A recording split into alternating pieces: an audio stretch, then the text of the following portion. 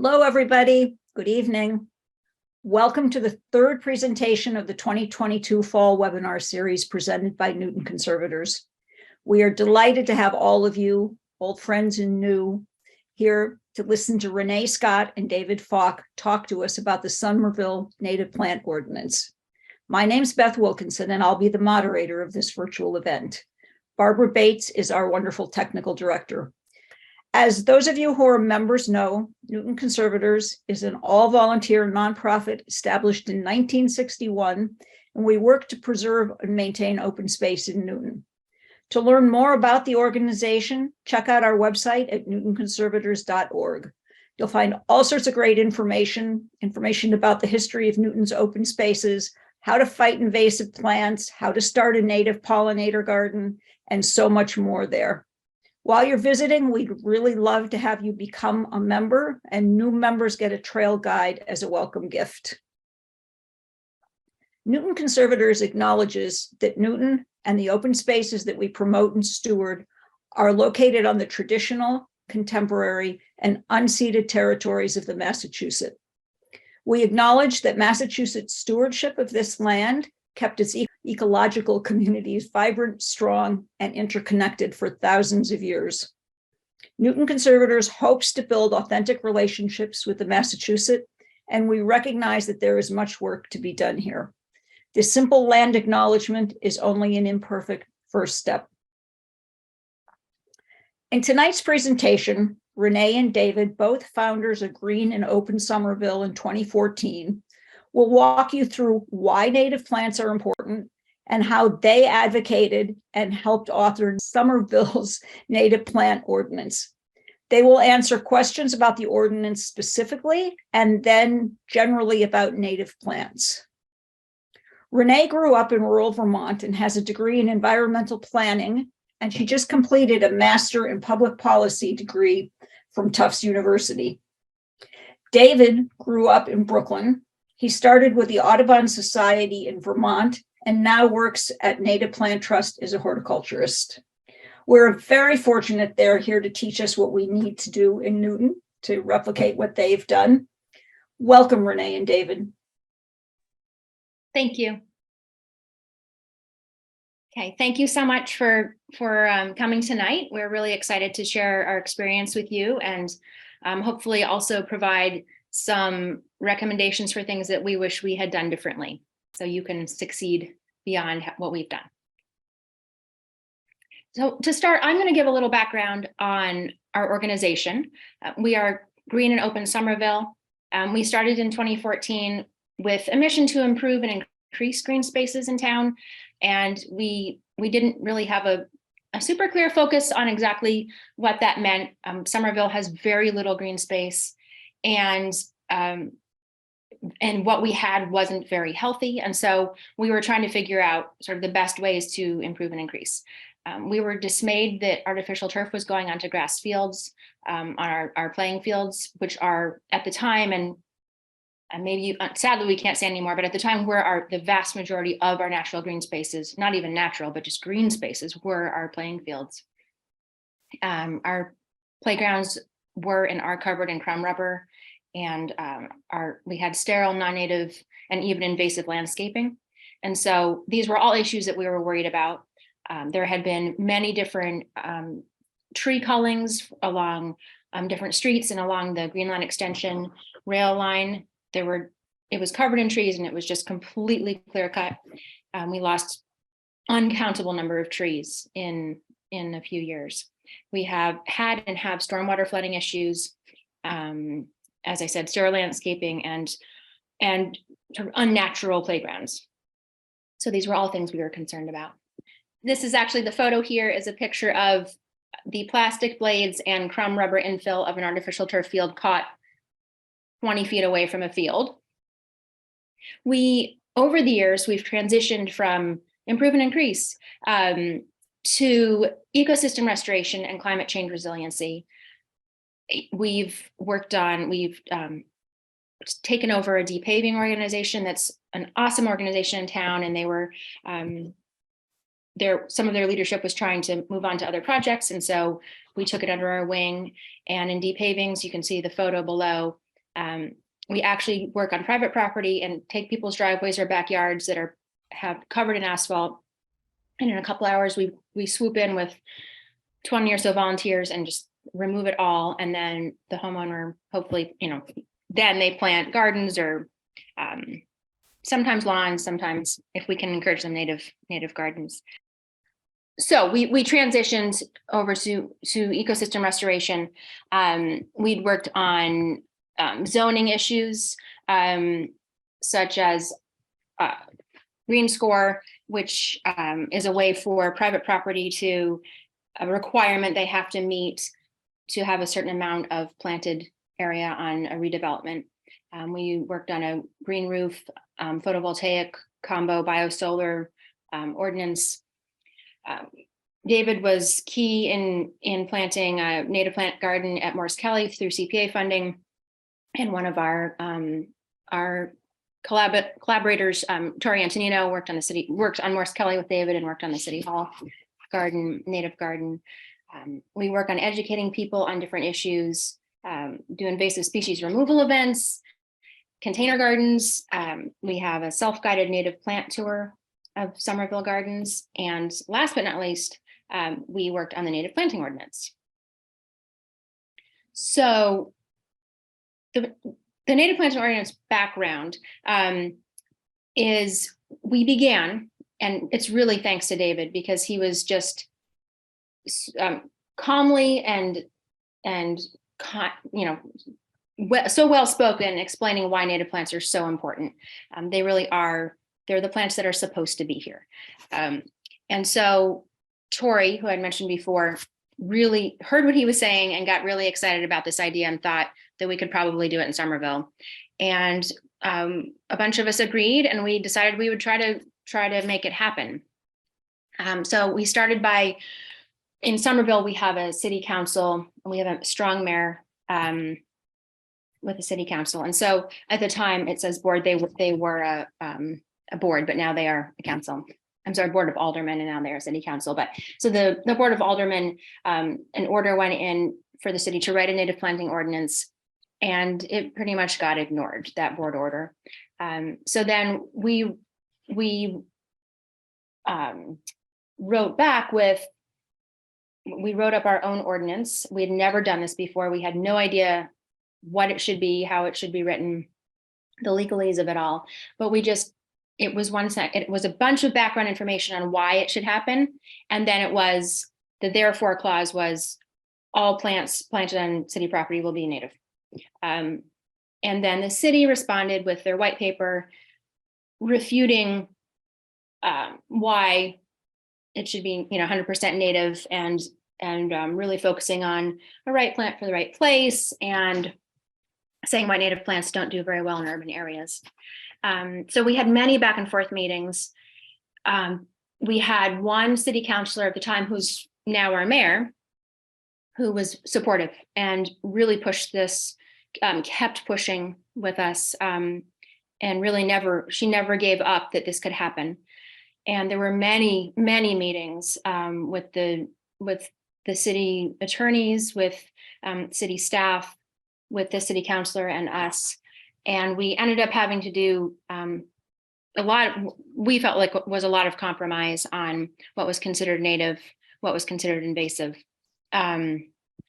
So we did get some wins. We got neonics. I think it's called a sunlight daylight clock. I can't remember what it's called, but where it's written in that within 5 years, the city can no longer buy plants that have neonics in them. The city was concerned they just couldn't find enough plants that would qualify, but we were really worried that if they contain neonics, then we're attracting pollinators to these plants and then killing them when they try to eat them. So that should be happening in a couple of years, that they will be completely not allowed. We wrote in a preference for straight species. That was the best we could do. They would not, they were not going to go with requiring straight species. So, I mean, it ended up, it was really, I think it took us 3 years. We were really glad we got something in the books, but it also was not nearly as strong as we had hoped.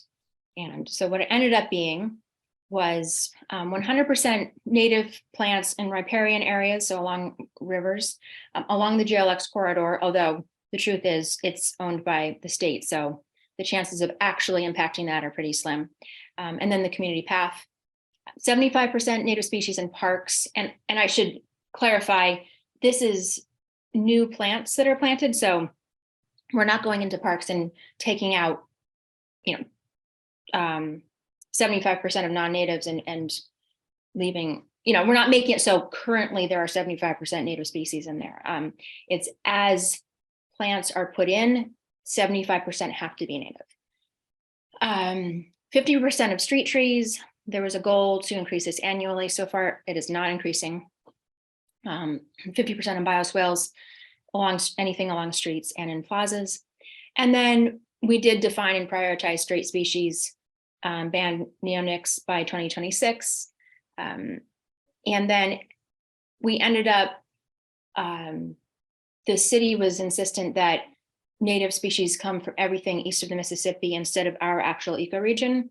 But we got in matching that anything considered invasive by any state east of the Mississippi cannot be planted. So at least it matches, the region matches, and that felt like a win. So what we would have done differently, we ended up going for, these are things we just didn't even understand at the time, but we went for the number of plants. So if you're planting 100 plants in a park, 75 need to be native. What ended up happening with the first park that came under the Native Planting Ordinance that was being replanted was the native plants were tiny. They did, 75% of the plants were native, but they were really little. They're never going to be large at maturity. And then the 25% non-natives were big bushes, so taking up a lot of real estate in the park. So we realize now we really should have pushed for either, volume at maturity or square footage or some sort of measurement of actual coverage rather than number of plants. We don't have a native plant gardener on city staff, and that has really been a sticking point.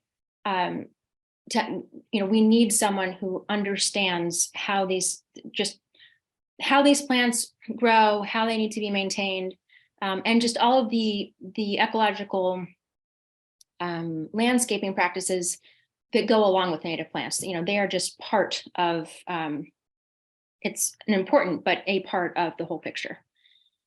The reporting, we have not had a good reporting system. It's supposed to be in December, the city tells us how many plants they ended up planting under the ordinance.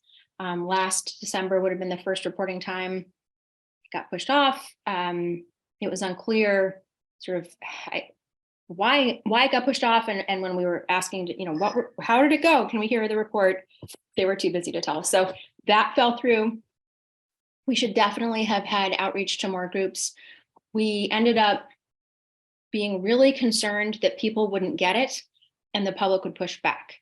And so we thought that the best way to get this to pass was to do it sort of behind the scenes, not being sneaky, but just not advertising that we were trying to do this. And I think we should have actually reached out to as many people as possible and explain, because people are smart. They get it. If you can explain the reasoning, a lot of people will get behind it. So that's something we should have done.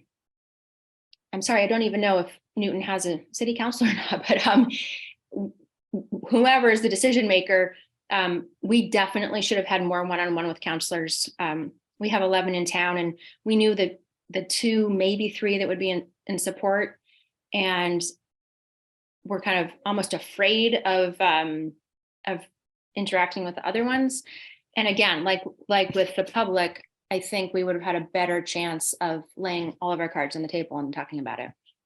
We do have city councilors, and at least 2 of them are on with us tonight, and they're very supportive. So Wonderful.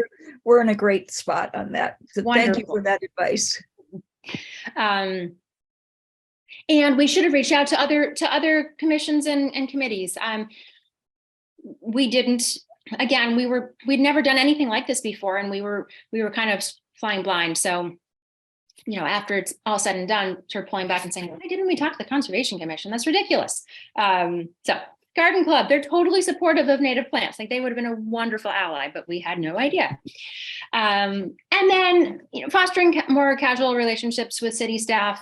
It really was contentious at times, and I'm really sorry for that. We all should be on the same side. And I think I wish we could have done that differently. So those are our main recommendations. Those are what we would have done differently. And then as far as recommendations, we swung for the fences. And in the end, it took us, it might have been over 3 years, might have been 4 years to get this passed. It's hard to say if it would have been stronger if we'd opened with 50%, not 100, but it might have passed faster. And I think once something like this passes and people realize the world is not ending, it's actually not that different. Parks don't look that different. An oak tree is not much different than whatever, I think people would have kind of forgotten about the, they would have realized it was okay. Like, it wasn't so scary. We also recommend focus what's most important in your town. If you have a river running through it, then maybe that's the place to focus on. Every town is different, obviously. And, Somerville is maybe not unusual in this particular area, but unusual and to much of the country where we have so little green space. And so parks were sort of our only spot to look, but we had to get creative. Street trees are another place. So just look at what is unique to Newton. And if you feel like you can't go for 100%, and really focus on that. Find a champion. The city councilor, who's now our mayor, Katiana Valentine, was our champion. She never gave up. And I think that kept us going.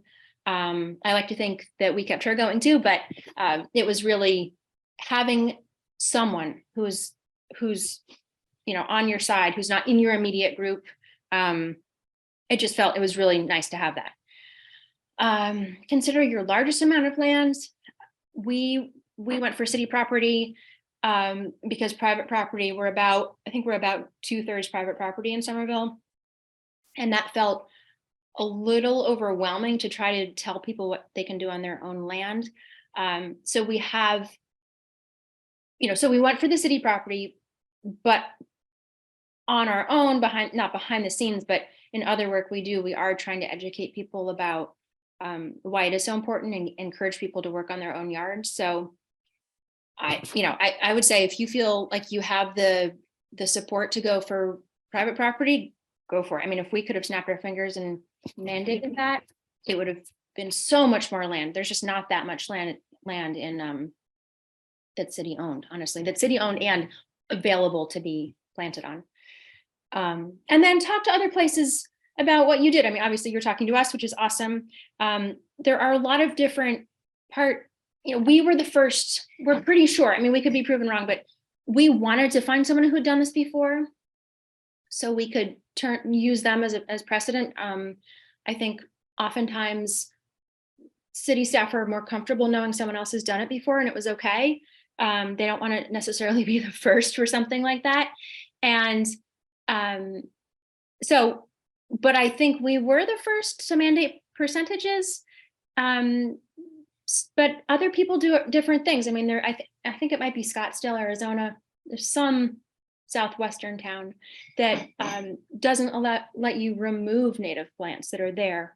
So, I mean, there's people do it different ways. But figure out what works best for your particular location.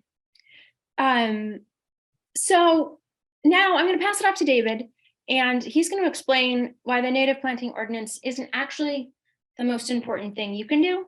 I know we're here to talk about that, but it's, as I mentioned before, native plants, or at least this ordinance, is one piece in a whole toolkit, and he is going to explain more. Okay, hi. Yeah, The Native Plant Ordinance is very important, but there, as Renee was saying, there are a lot of things about it that we in retrospect, we probably would have tried to address in the ordinance somehow or another. And a lot of that has to do with what we're trying to accomplish with native plantings. I don't know, it very well may be repetitive to everybody for me to talk about why native plants are important. But the basic argument is extremely simple. It has to do with the fact that plants are the foundation of all life on Earth.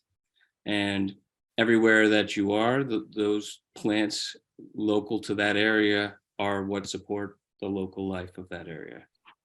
And when we're talking about the local life of that area, we're starting from the very basics. So you basically, from plants come insects, and insects turn those plants into food for basically everything else. And you just go up the food chain.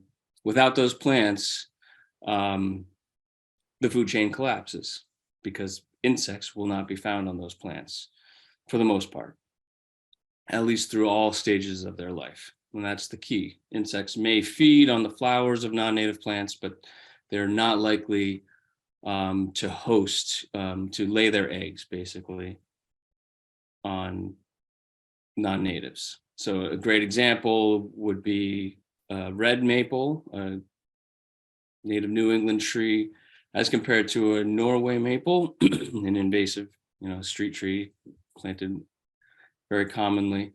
I think the red maple supports some 280 to 300 species of insects that lay their eggs on the tree, specifically on that tree. And the Norway maple supports less than 10, I think, 8 or so. Anyway, so it's about the life that the plants support. And it's also about how we are using our landscape sustainably, because when you're planting native plants, what you're trying to do is stay off. You're trying to create a less heavily maintained garden, and that means everything from fertilizer and water to human traffic and labor. So native plants should mean, if done correctly or efficiently, should mean a less expensive landscape that requires less of us. That's the trick. That's where it gets tricky. And there's a lot of knowledge that comes from repeated use of plants that is lacking in our in most of our horticulture field. Last but not least at all, I think that using native plants is something that our culture is in desperate need of, in that it is through those plants that we connect with our land, and I think that that's something that we desperately need. These are 2 photographs of our pollinator garden that we planted at Morse Kelly Playground, and on the left you see a before picture where it was basically a lawn and a couple of Norway maples, and an after picture. This is probably maybe only 1 year into the planting, actually. Slide, Renee. What we're trying to address is the way we basically manage our landscapes now, and it can be pretty ugly. This is a picture of my house, the tree outside my house.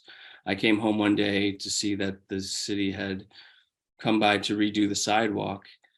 This is a beautiful native ash tree, a gorgeous native tree that makes for an amazing street tree. Was a perfect tree for a habitat garden, which of course I have around my house. until the emerald ash borer and invasive insects showed up and has started attacking trees. And now this tree has been poisoned by the city by injections of insecticides. So this is actually a trap. This tree is. It's still native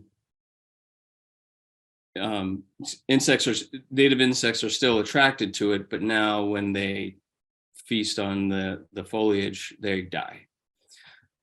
But in the process of what I'm trying to show in the photograph was this is the way it's done. And you can see the tree well around the tree. There were a lot of plants that I had planted. There's really nice things in there. Not all of them native, a lot of great bulbs and tulips and things like that. And the city just destroyed this tree in the process of taking up the sidewalk. I don't know how they managed it, but you can't see the other side of the tree, but there's about a 3-foot section of bark ripped off.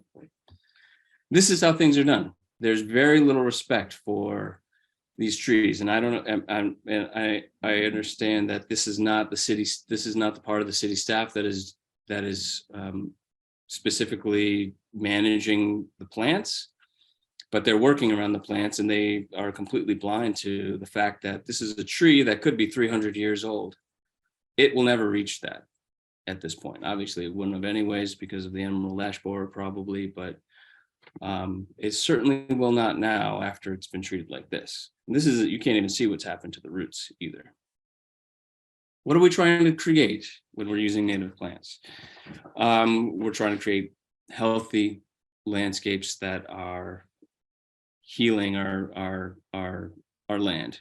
We're thinking about wildlife and birds and everything. We're also thinking about carbon sequestration and using plants that are building the soil again. And when soil is built, basically carbon is going underground and it's staying there. Slide, please. So when we're doing native planting, it's not simply about the plants. It is obviously fundamentally about the plants, but there's a lot, if we're really going to be doing it right, and if we're really doing it for the sake of the ecosystem, we have a whole shift in our priorities. We can't think about things any longer in just aesthetic terms. And so we have to think about how the space is being maintained from now on. Is it being mowed? Is it being mulched? Is it being, how are we managing it? And basically any landscape in the human environment is going to need some management, because people are not going to accept something that is completely let go. But there's certain techniques that that should allow for, if the training is there, this landscape should take less effort to maintain. Without having to mulch, you don't bring in a big dump truck filled with mulch every year and have to pay people with wheelbarrows to spread it. When you're weeding in a certain way, you don't necessarily have to pull things out by the roots. You can remove less material. It's less backbreaking, basically. That's what we're trying to inspire, if we're really going to get these landscapes to be functional. But it does take more training. None of it is brain science. It's all extremely simple and easy to learn. It's just not something that we've done for very long. A big part of what we're thinking about is also connecting our fragments in landscape, creating what people generally call pollinator corridors. When we're imagining insects and birds and wildlife passing through the air, migrating, they need regular stops along their way. And when you're thinking about corridors and connecting landscapes, you don't necessarily have to think about, so in traditional gardening, we're not just planting anything we want. We have less choice in what we have to plant in ecologically sense, in each ecological gardening. We want plants to be repeated throughout the landscape as it is in natural world. So there are certain plants that you'll see more of throughout the city. Some of those foundation plants, I'll get more into that later. The big question in urban and populated areas is, how does it feel to people, and does it feel wild? Wild landscapes are less likely to be respected unless people are really knowledgeable about it and understand what's happening there. So this is where we get into plant design and how to create a situation that has a certain amount of order visually, that people can recognize as a garden, as something to be, cherished and respected, rather than a wasteland and something to be ignored. Slide.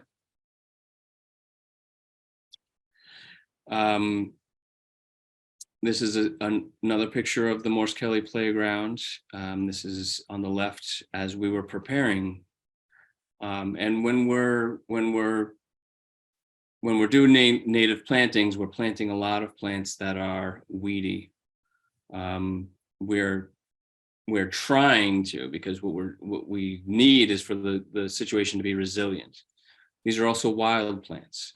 I think I forgot to say this at the beginning, but when we're talking about native plants, we are, at least for ecological purposes, wild plants, truly wild species that are preferably grown from seed and therefore genetically diverse, are probably more important than we wish they were.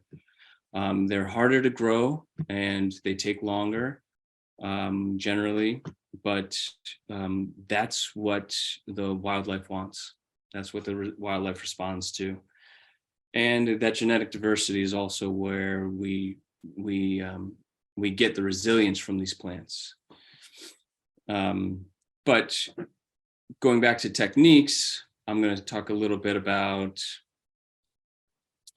site preparation and how to prepare a landscape that has never been used in this way for a native planting that we don't want to have to weed. So site preparation is key.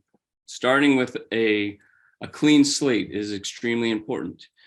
If you can start with a clean slate, a fairly clean slate, the success is incredible. I hardly ever seen a garden.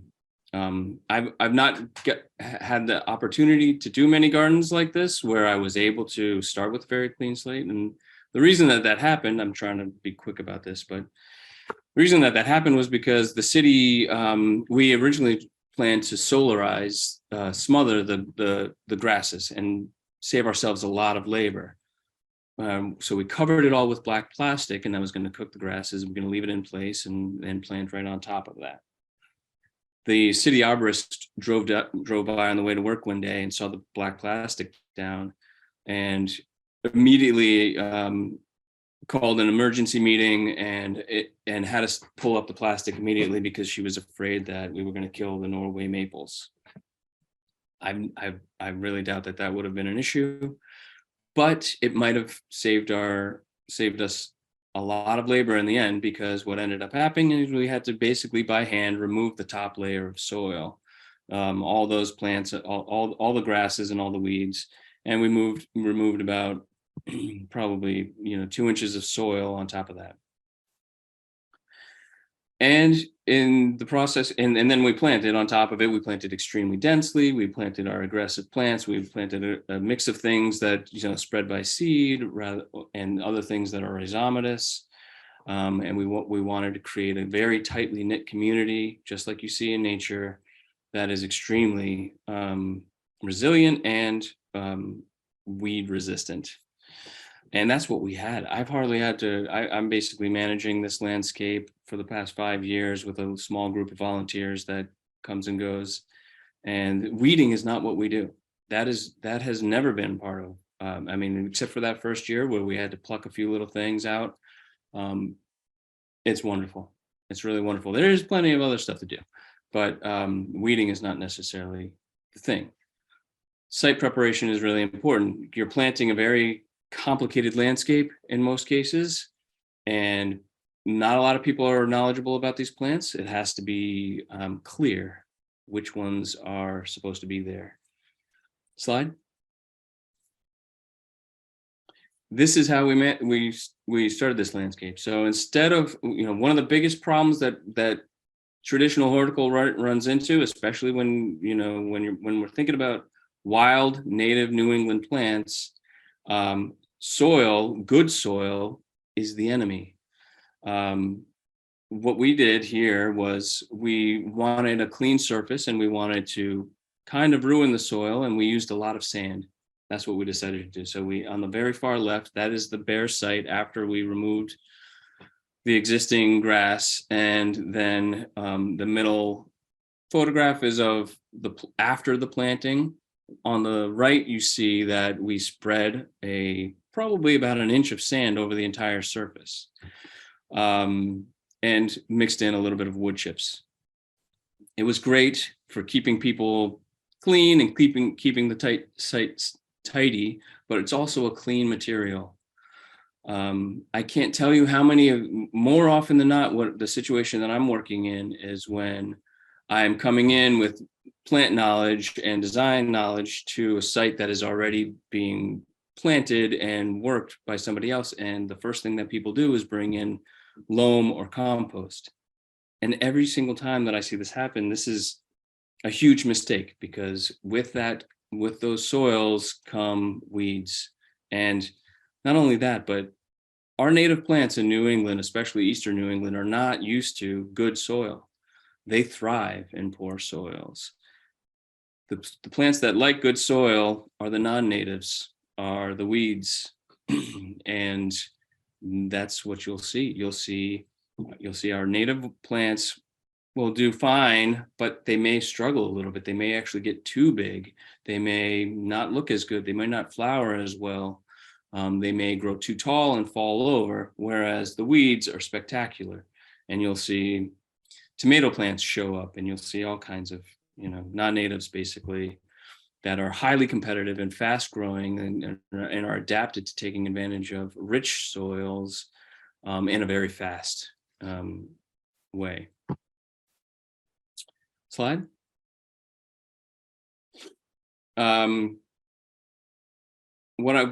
What we are trying to do underneath it all, which is really complicated, is we are trying to inspire a whole different way of approaching our landscapes. It's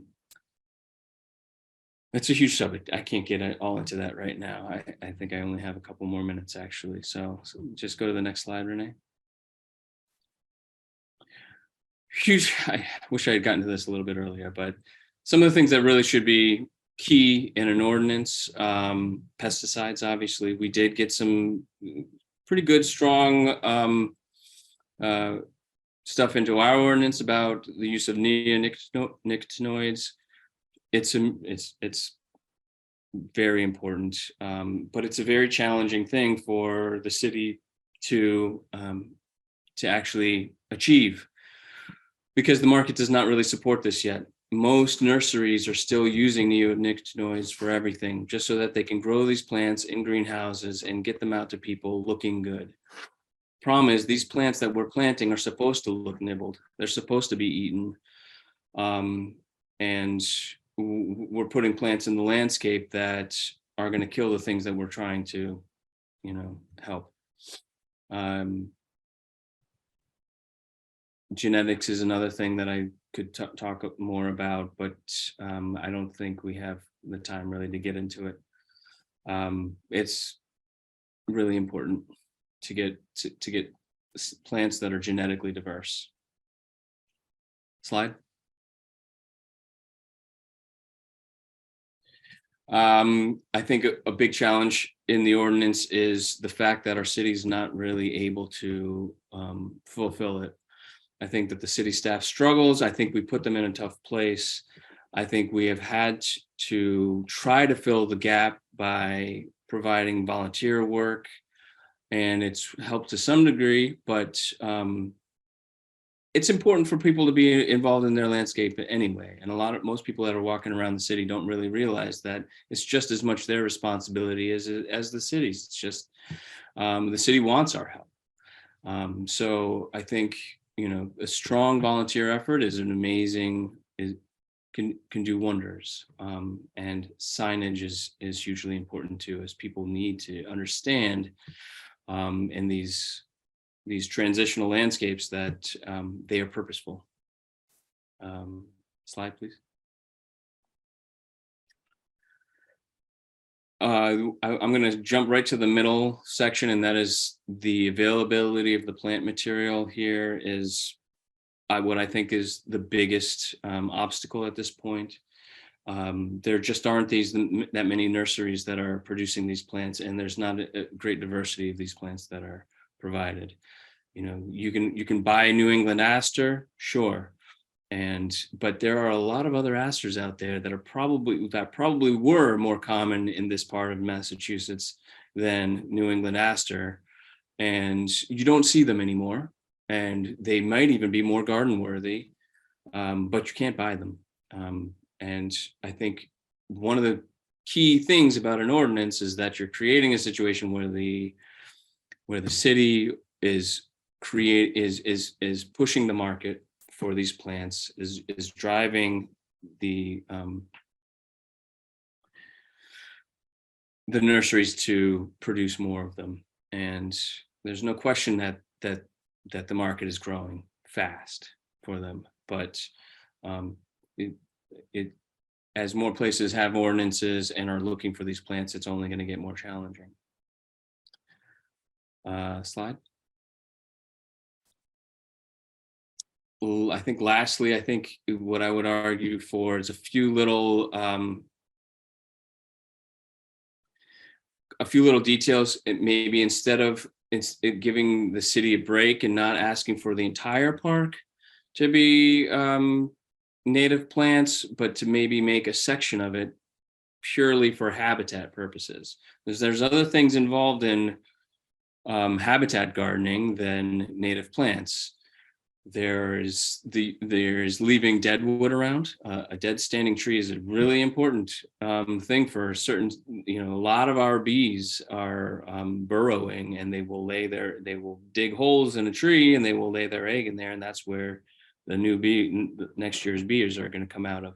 They're not going to be there if the hosts are not there. So that's dead wood. There's a lot of our native pollinators are burrowing, and they want bare soil or bare sandy soil, just little empty spots in the ground tucked in between the plants, where they will dig a hole and they'll lay their egg down there.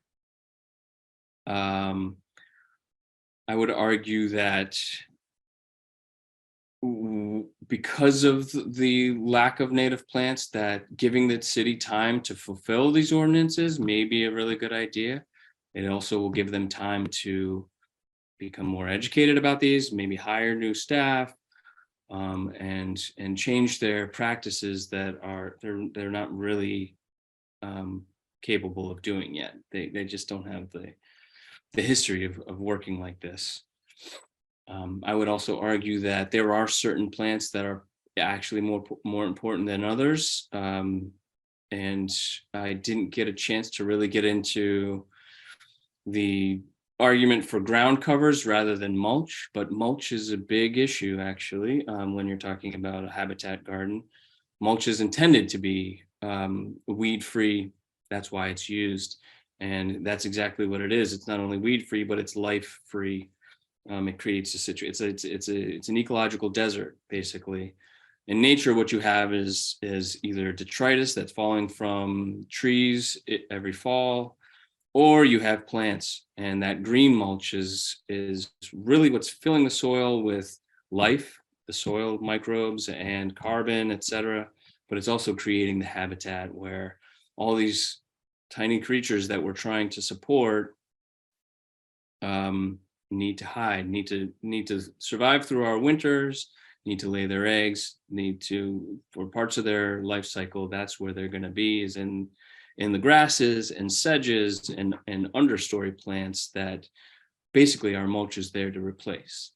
And so native garden, native plant gardening, ecological gardening, you shouldn't see a lot of bare ground and you shouldn't see a lot of mulch, at least not for the extended, and maybe soon after planting, I can understand that. But over time, it should be a fairly dense, if it's really going to be functional. And so some of these highly functional natives are grasses like little blue stem or purple love grass, are really valuable sedges. Pennsylvania sedge is one of the most common plants in New England. And I mean, everybody's favorite, goldenrods. There's a reason that these plants, that are so important to us, is you see a lot of them. You see a lot of them means there's a lot of things that they support. Slide. Quick little example of some of these really lovable ground covers and graminoids, grasses and sedges and things that are so valuable. And using things like wild strawberry and pussy toes that knit in between those plants and fill the ground completely in between the rosettes of these. Hair grass is a really common, very beautiful grass, probably would make for a fantastic lawn alternative. You see it growing very commonly on our dry roadsides and does very well in shade. Same with Pennsylvania sedge. Both of those also grow in full sun. They grow in very poor soils. They grow out in our coastal sand plain grasslands, out in full sun and in a lot of shade in very tough conditions. Slide. And these important foundation plants, there's a huge number of plants that could be on this list. And this was just what I could fit onto this one slide and into a few minutes of talking. But there's probably 2, possibly 3 plants on this slide right here that are, at least in Somerville, considered by the city as technically noxious weeds. Daisy fleabane is our absolutely beautiful annual fleabane. This is an annual plant. And then like all annuals on the planet, this plant gets covered in flowers and it flowers profusely for as long as it possibly can. That is a picture in my backyard, and that plant is still in full flower, and it started in the spring. I can't even tell you how many amazing little pollinators I've seen on that. Some of them are so small you don't even know. These tiny little wasps that are less than a centimeter long. But all kinds of things. And the problem is it's super weedy. I get it. But, and in Somerville, it's not really considered something that you want to see in a garden. But like all annuals, it is weedy in a situation where there is a lot of room for it. But once a plant community knits together and the ground is covered by, even if these smaller grasses like the hair grass or Pennsylvania sedge, they're going to actually outcompete this plant, and it will disappear over time. Rough goldenrod, Solideo rugosa, is one of the most common plants that you will see, but this plant will grow absolutely anywhere. And what I'm arguing for in this slide is not that these are in our regular gardens, but these are these plants that would be really special for us to find the right places for. And these are places where, they're going to get neglected, that they need to cover a lot of ground. Basically, I see these on our GLX corridor, which is our rail corridor, which is a whole slope that's been cleared of trees and is now where the subway line is going to be. Nobody's going to be able to maintain this. They're not going to be able to mow it. Rough goldenrod would fill that whole thing with life within a year or two and hold it. It would actually, be competitive enough to keep weeds down. Whitewood aster is one that's very commonly, everybody's probably got this in their yard. And honestly, I'm a gardener. I've been a gardener for 20 years, and I am guilty of pulling out untold numbers of each one of these plants. And mostly before I knew what they were. I knew how important they were, but white wood aster definitely fits into that category. Is basically generally just considered a weed, but it is a highly, highly valuable weed. And it has such a diverse range of conditions that it is successful in, that it should be used in certain situations. Generally, where nothing else will work, where hostas would work or something like that. But this is a spectacular plant that feeds bunnies and deer and still flowers. Slide. And we can talk a little bit for as long as possible about some of our alternatives that we've got here. This is just the very bare bones of what a list could really be, but I would argue that bulbs are fantastic, especially in an urban situation where people need to see some beautiful color as early in spring as possible. Especially where dog walkers are common, is that planting a crocus is not a terrible thing. I see a lot of pollinators on that, not necessarily a lot of native pollinators on them, but supplementing them with some of these other plants. Bloodroot is an amazing plant that will grow in a whole assortment of situations. Trout lily. These are not plants that are necessarily easy to find yet in the nursery trade, but highly valuable. Canada anemone happens to be one of the most aggressive plants that I know of. Is a spectacular plant to use in very tough conditions, in dry, shady conditions where not much else works. Slide.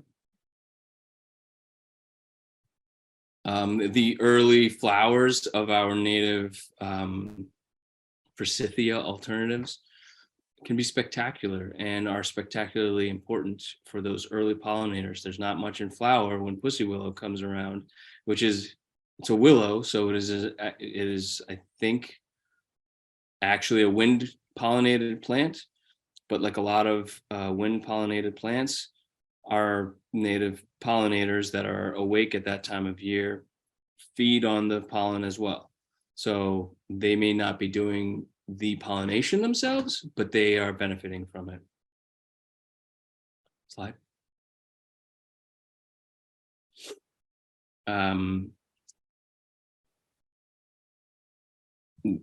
Another just great assortment of plants that I don't know if folks know, Zizi is a spectacularly useful plant. Well, they all are really.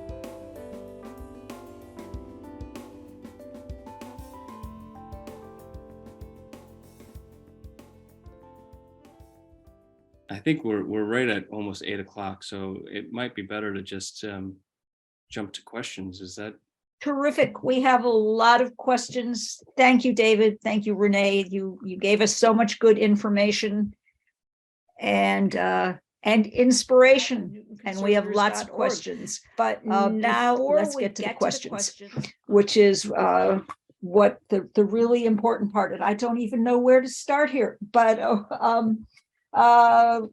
let's start with what planting projects is Somerville doing at this point, besides, for example, street trees? There are a lot of great projects happening in Somerville. There's a lot of construction happening in Somerville. So the city is definitely doing, we're doing bioswales. So they're like these little patches of pollinator gardens, basically, right along the street, sort of separating a bike lane from foot traffic, or and there's parks that are being renovated. that we at least have a good enough relationship with our landscape architect and arborist that they actually seek out our advice on some of this stuff every once in a while.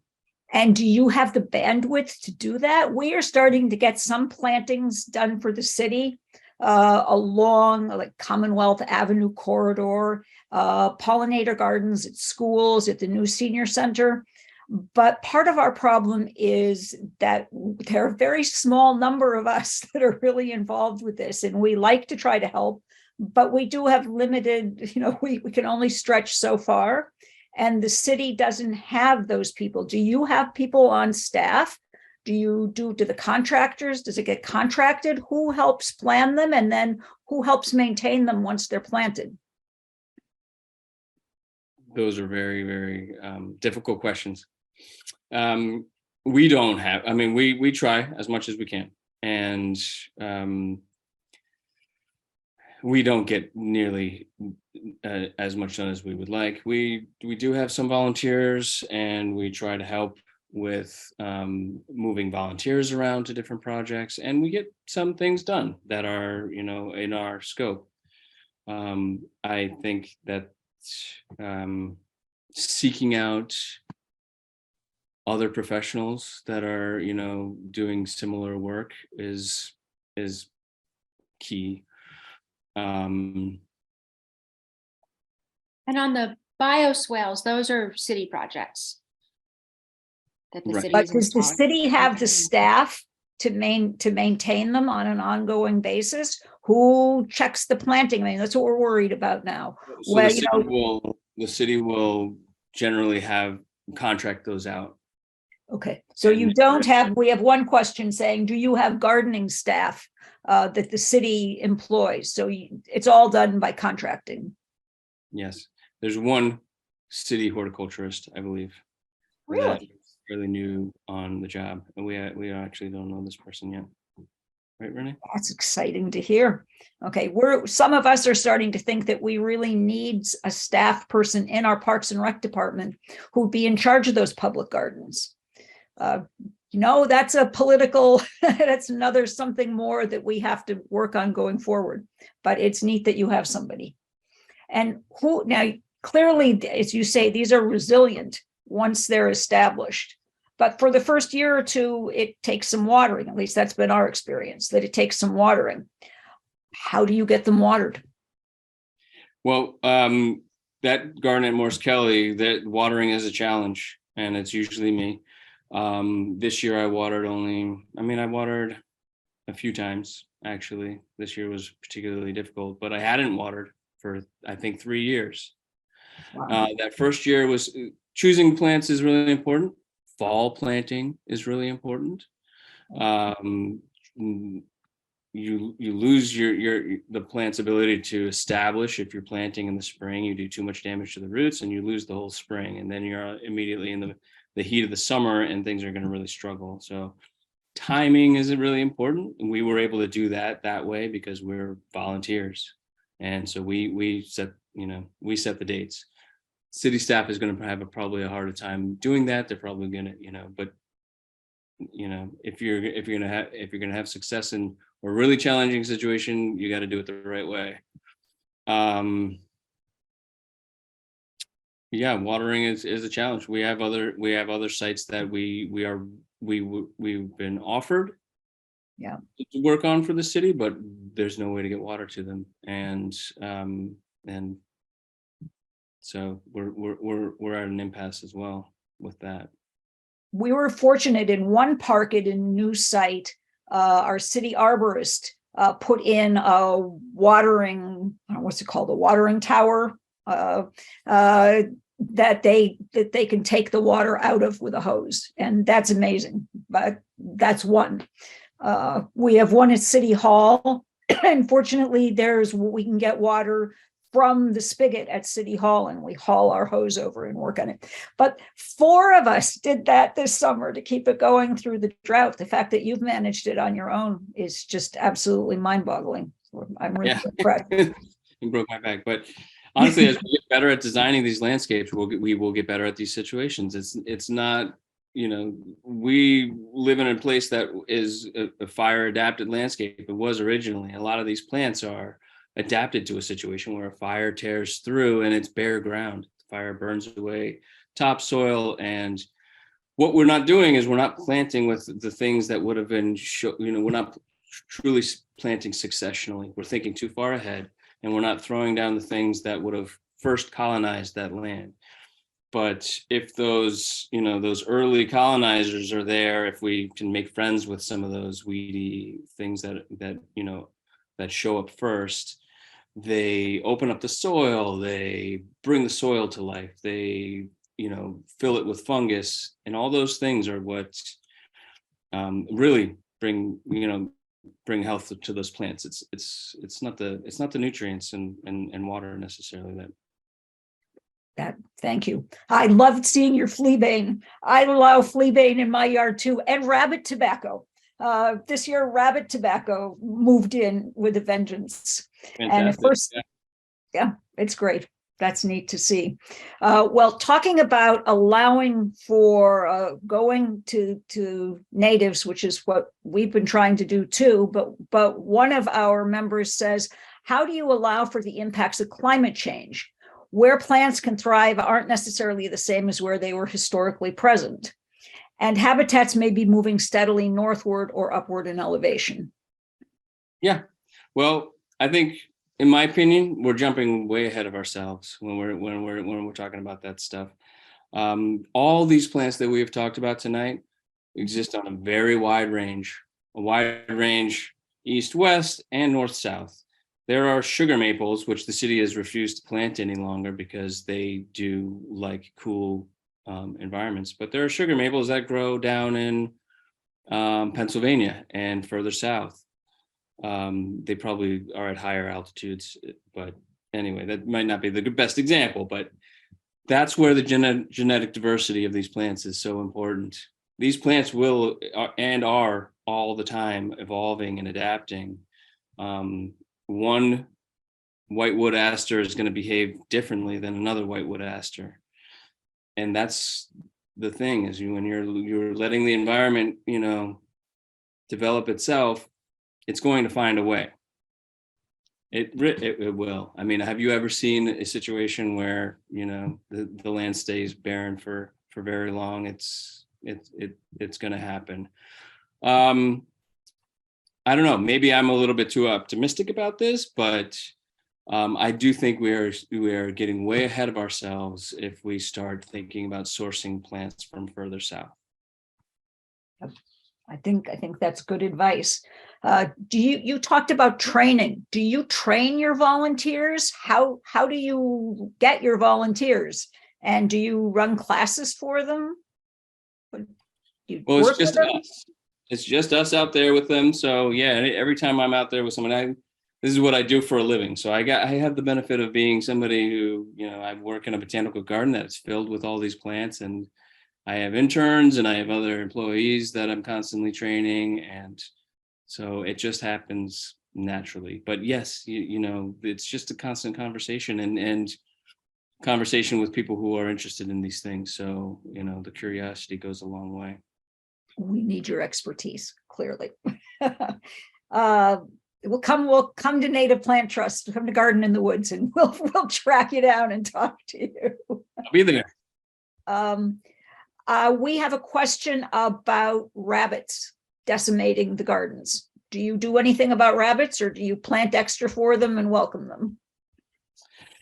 Well, it depends on if you're planting shrubs or it depends on what you're planting. I think, if you need your woodies to grow and rabbits are eating them down to the ground every year, that's not going to work. You have to get them to a certain point. And so in a new planting, there has to be some protection. And typically we did actually have an issue with rabbits, because when the city cut down all of our trees along the rail line, the city flooded with bunnies. There's bunnies all over Somerville. It's amazing. And it wasn't like that 5 years ago. Really? It was not like that. Anyway, they're everywhere. And I generally let them eat any sometimes it's sad. You miss your flowers. When they get eaten, they bud up, and you're waiting 5 more days. It would have made it, but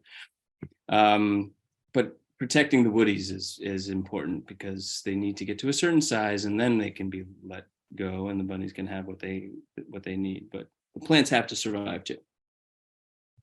I lost a big willow last year. They got through the fencing around the willow. Oh, I was sad. But in general, I agree. It's fine to share. So do you ever use, oh my God, what's it called? Liquid fence. What do you think about something like that if you have an area that's really being attacked? I don't see that. I don't think it has any ecological, downsides. But if it's working for you, then I think you better go with it. Well, we tried it at City Hall. It's garlic and a couple other smelly natural things. Yeah, I think they're short-lived. They're very short-term solutions, but Yes. maybe they can get you through a season. We lost all our asters. They ate all of our asters. Don't know why. They found they were the tasty things. I mean, certain asters, that's key. Asters, that's bunny candy. And yes, you can't have too many asters. If you plant enough asters, there will be enough for everybody. But yeah, they need to be able to reproduce, or else you're never going to get that population density that's going to support your bunny community. So I got too many good questions to ask you, and I've got some myself, but I got to be fair and ask about ones that came in. One of our city councilors who's listening said she really would like to hear a little more about genetics, and sort of tied in with that, what about the straight species as opposed to hybrids? Right. Well, so the few studies that have been done so far about straight species versus cultivar is that there are extremely few cases where the cultivar is as attractive to an insect pollinator or than the straight species. So straight species, basically, by change the little things that we change about a plant when we're cultivating it for certain traits, we change the flower color, or we change the bloom time, or we change the height or the leaf color or something like that. The insects don't recognize it, and they just won't visit it as often. And so straight species is the best if that's what you're after. Doesn't mean that you can't plant cultivars. It just means you should try to plant a little bit of straight species with it, at least, if that's what you're after. And when it comes to genetics, there's a lot of evidence that it's much more important than we ever really gave it credit for in the past. But for just as in the same principle as monocultures in agriculture are problematic, when you plant a plant that has been cloned and you plant 100 individuals, if they all fall victim to the same leaf disease, fungus, or whatever, they're all going to die. The genetic diversity is where you get the resilience, where you get, what did Darwin talk about? Anyway, yeah. So and these plants, they're just tougher. When we're talking about local ecotypes, we're talking about plants grown from seeds specifically from your region, is also important. We were forced to, in some of our gardens, to source plants from Pennsylvania, where there are more native plant nurseries, basically, and they were able to come up with the numbers that the city we needed to buy the plants. Those plants are pretty different. They behave differently. It's been very fascinating to see those plants planted alongside our native New England ones, and they look different and they act different. Some of them are huge. Some of them are almost unrecognizable. Wow. Anyway, we haven't necessarily been we're not able to do the science and be able to tell whether it makes a difference to the bugs, but it certainly is different. There is a difference there. And And I think, again, when we're talking about, making plants work in diverse habitats, wet or dry or whatever, many of these plants grow in all range of situations. Things that we plant, and we generally pigeonhole things into their kind of categories, and we think about, this is a wet loving aster, or I think elderberry is a really good example. Elderberry is a plant that is generally considered a wetland plant. It has all the features of a wetland plant. It has these the pores on the bark and everything, so that it can breathe air through its bark. This is a very successful plant in Somerville. In our terrible, dry, polluted soils, I've seen this plant do spectacularly, and talk about an amazing pollinator plant and habitat plant. But all these plants have a huge range, and they are not plants that we are as familiar with as with our normal garden plants. I think we are, we're not used to having a more open mind about where things can grow. That is awesome. And it's fun. Okay, I have more questions, but I'm going to stop with one. You mentioned a self-guided tour, native plant tour that you have. How did you do that? How do you publicize it? How did you get people to agree to be on it? It's part of the Mystic Charles Pollinator Pathway. Okay. They have a wonderful map, and then we were able to, anyone in Somerville, we put out the word to our mailing list, and anyone who had a garden that wanted to get on, made sure they got on that map. And then with the MCPP permission, we pulled out the Somerville folks who were interested. And then you can go to our website and find our little local map.